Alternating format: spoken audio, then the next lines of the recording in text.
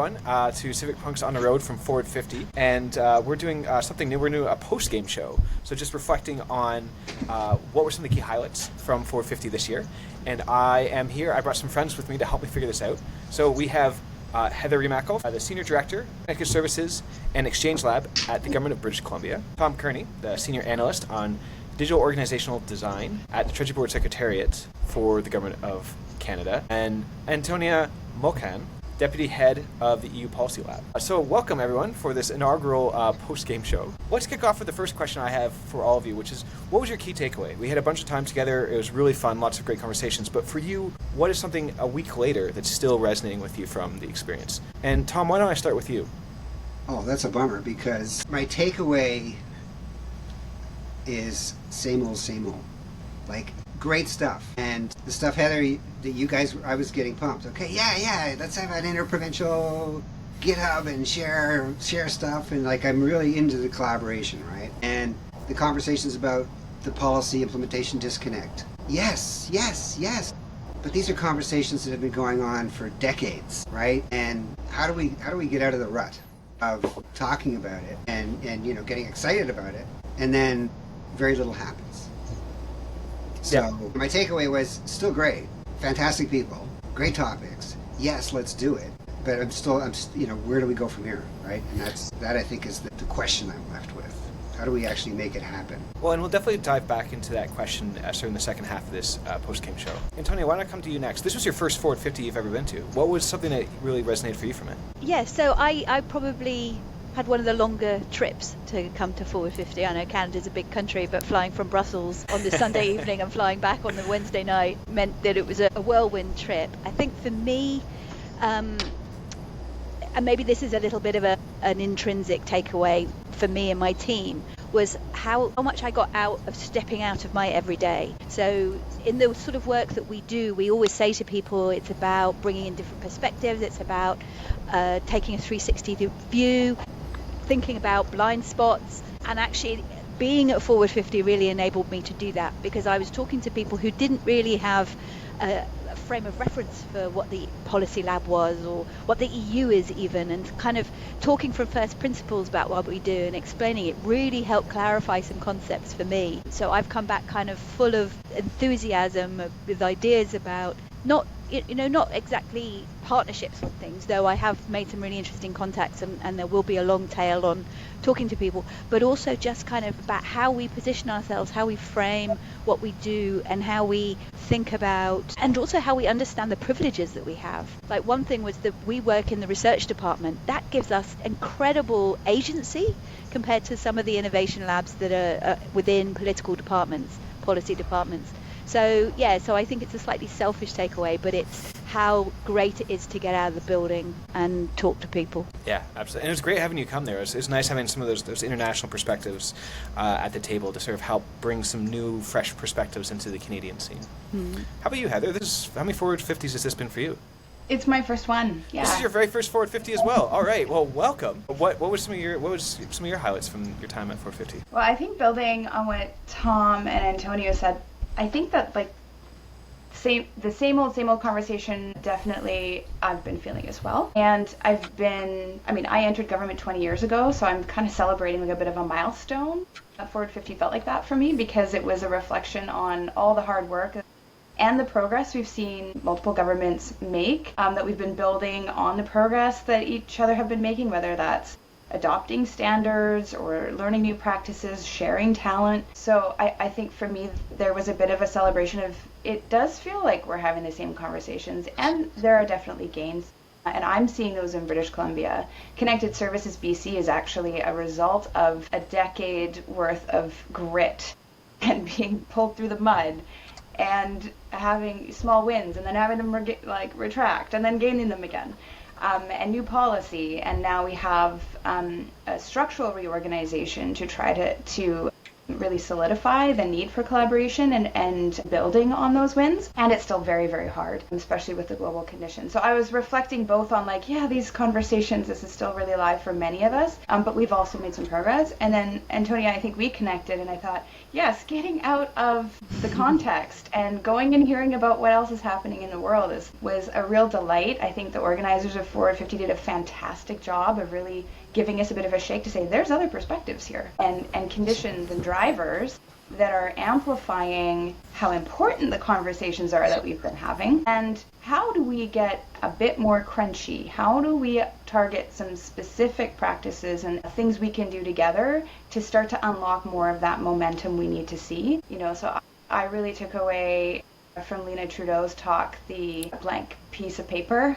That resonated for me specifically, and yeah, building on that, I think there were just so many good insights, but that one for me in particular was sometimes you need to step away, take a breath, reflect, and say what else could we really do, because I'm hearing we're at a juncture around the world on this. Yeah, definitely. I definitely see the juncture piece on that, and it was really interesting, talking to Alistair beforehand, and also the Functional Government podcast that he's launched. You can see some of the way he's thinking of trying to shape the conversation in terms of us unpacking what is holding us back, while at the same time bringing in international perspectives. So, there are other ways of doing this, and here are some examples. And I think you saw that in Forward 50 as well. I think for me, what was interesting from Forward 50 was also special for me because I was coming home. I've been in the UK for the last 4 years, and this is I literally landed 2 days before Forward 50 back to Canada. And so it was a chance for me to sort of get re-plugged in to the Canadian public service ecosystem and the movement of public servants who are trying to really help bring about digital transformation in Canada. And I knew going in that morale in Canada is pretty low right now at all levels. So I knew that coming in. I think what surprised me was that despite the low morale, which I definitely did see, the amount of ideas that people have for how we can do things better. And it got me really energized because I do think, like you said, Heather, we're at a bit of a junction right now, and there's a real opportunity for change in a way that I haven't seen in my lifetime.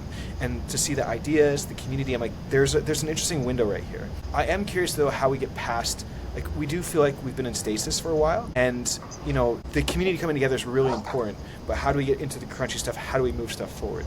And Heather, I think the session that you guys led with Stephanie and Honey, I think is a really good example, some practical steps that we can actually do that. So for me, that was one of the key highlights, was your session. So why don't you share a bit more about the session that you had and what came out of that? Sure. So maybe for folks that didn't attend, the context here was it was a session on digital standards and how we might apply those standards with sort of in a pan-Canadian way, like what might we share and learn from those things, but also what do we mean by standards, and when is a standard, so to speak, appropriate versus, say, a pattern, which is potentially precedes or follows a standard where you have changing conditions. So Honey and Stephanie did a great job of really articulating what do we mean by standards, why are they important, how do they help us either make progress or break through blockers for change. Like if there's a new standard, we have to learn how to apply it so we can realize a new state.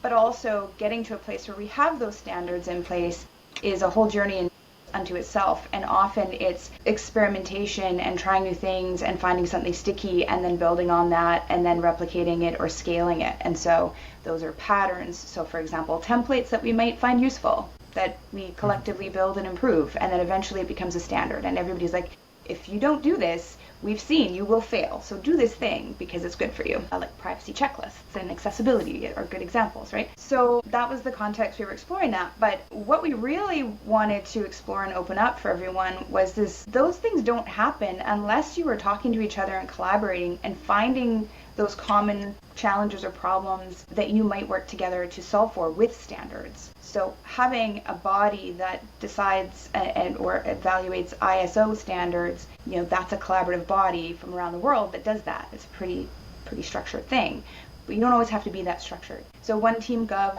is, there's a set of principles there. We brought those into the space with 500 or so people, and we invited folks to tell us what are the challenges you have that you think are common, and then we flipped that and said, okay, based on what we've seen here, think about patterns you've seen or standards or approaches that you believe could be, that others could benefit from, that we might want to put into a library for people to find. And not just find the pattern, but find each other so that you can have a conversation, collaborate, build on it, or understand how to adapt something for your own context.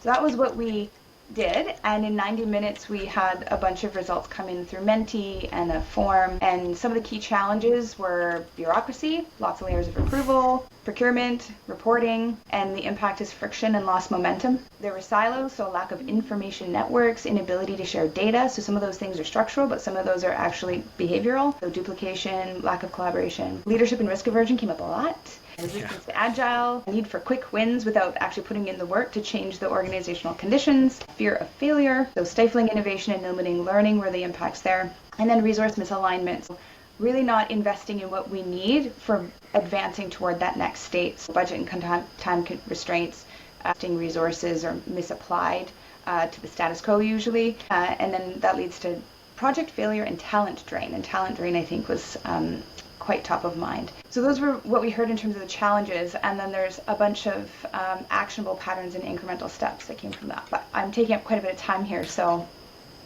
I'll pause there. I think this is actually a good segue into the second thing that I wanted to sort of talk with all of you about, which is where do we go from here? Heather, sort of reflect back a little bit on what you said. That list sounds exactly like the list. There's no surprises there, which then I guess begs the question of like, right, we know this. Like, this is not new information. So where do we go from here? Like, what are the next steps we can take so that we're not having the same conversation at next year's Forward 50? Change the way we approach the conversation. I don't know. Maybe I'll go back to you because I know you had some notes, and then we'll go to Thom and then Antonia to wrap us up. Well, I'll truncate the AI summary extracted to the 4 main points. So iterate in small wins. There's a bunch of ideas there. Transparency and shared assets. So that's back to that library and sharing. A learning mindset from the leadership down. So that's a tricky pattern, and I think Antonia has things to share about that based on what I saw from her session. And align resources with value. So paying attention to outcomes. Those were the 4 buckets of things we should be paying attention to. Brilliant. Thom, you've been a lifer at Forward 50. You've been to, I think, most of them, if not all of them, over the years. I believe I missed one. And before that, it was called GTech. Oh, the GTech right, days. I go back. We go back to the GTech days, which it wasn't like the well, anyway. So I've been around for a bit. And the first time I got really excited, like, at this sort of thing was, oh God, at the beginning of the Obama administration, there was this Gov 2.0 thing happening, right? It was exciting. Yeah. And so, like, that's why the same old, and that list of problems that hasn't changed. Hillary had a good point, leaders need the courage to say no, as well as the courage to say yes. I thought that was. But, those are the uber problems. The smaller solutions are what, like, Heather's trying to do. Heather and Honey and Stephanie with the Reaper. Like, let's just do what we can do. And I think that's the thing about let's just do what we can do and not get, in Canada, we constantly run up against the Westminster system in the GC, right? A system that was designed in the day of sailing ships and really doesn't consider, it just assumes hierarchy is the best way to go. So, but that said, we can hack that, right? Mm-hmm. We can hack that by just doing what we can do. Antonia, how about you? Coming from an external perspective, where do you think we should go next with 450? I think exactly as Heather says, it's about trying to, get those incremental wins. It's a bit like boiling a frog, isn't it? That actually you need, or climbing up a mountain, you feel the pain, and it feels like, oh my God, I'm just not getting anywhere. And then you need to stop every so often and look down and see how far you've come. And maybe that's what Forward 50 kind of does, is it gives you a moment to breathe and stop and look and realize how far you've come, particularly the ones that have been around for a while. Another thing that I think she was called Elise Legendre, she said the thing is that the status quo never has to justify itself. And I thought that was a really interesting concept, that when we're talking about change and transformation, it's always a baseline that we assume is acceptable. And I actually think that wouldn't be a very difficult thing to do, would be in change processes to building in an assessment of whether the status quo is actually doing what we need it to do. A really kind of practical thing. So that is kind of a slightly off topic, but I remember it as just something that was really impactful.